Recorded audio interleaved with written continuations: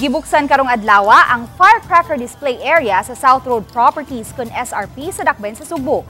Gipaniguro sa mga negosyante nga mituman sila sa safety protocol aron malikay sa aksidente. Sayra nato ang report ni Alan Domingo. Inay ni atong Disyembre 16 buksan ang firecracker display area sa SRP.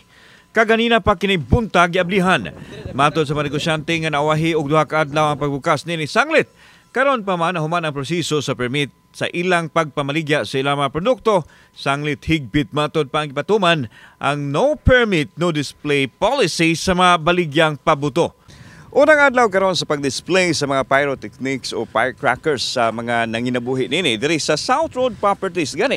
Ato na atlan kini ang mga negosyante nga mao pay pagpahimutang sa ilahang mga produkto. Gipaniguro nila nga luwas ang kining maudapit gikan sa mga peligrong mahitabo gumikan usab kani subay sila sa mga protocol nga gipatuman.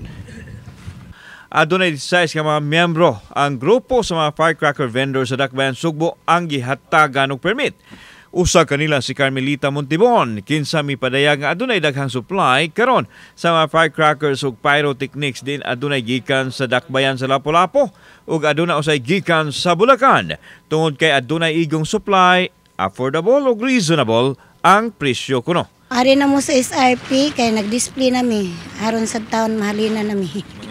Gipaniguro usab sa mga manindahay nga safety ang ilang pagpamaligya nga pinasubay sa protocol nga gilatid sa mga otoridad. Adunay mga fire extinguisher, pundong tubig, bas ug labaw sa tanan ang ilang pag-amping at dili mo tumaw ang mga daotang panghitabo. Higpit usab nga gidili ang pagtesting sa mga pabuto, pagpanigarilyo ug kon mahimo dili magdala og bata kon mamalit og mga pabuto sa firecracker display area. Way problema itong mga firecrackers kay same raman nya ang pyrox na agi gamay agi pagsakan saka siguro mga 10% or 5% nga ni okay, so affordable ra gyapon.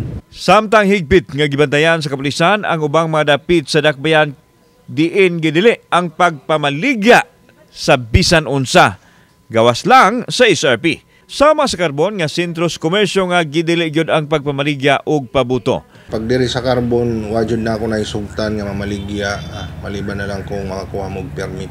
Subling pahimangno sa Department of Health nga kung dili malikayan nga magpabuto, siguraduhon mo tuman sa saktong pagabuhaton aron dili madisgrasya.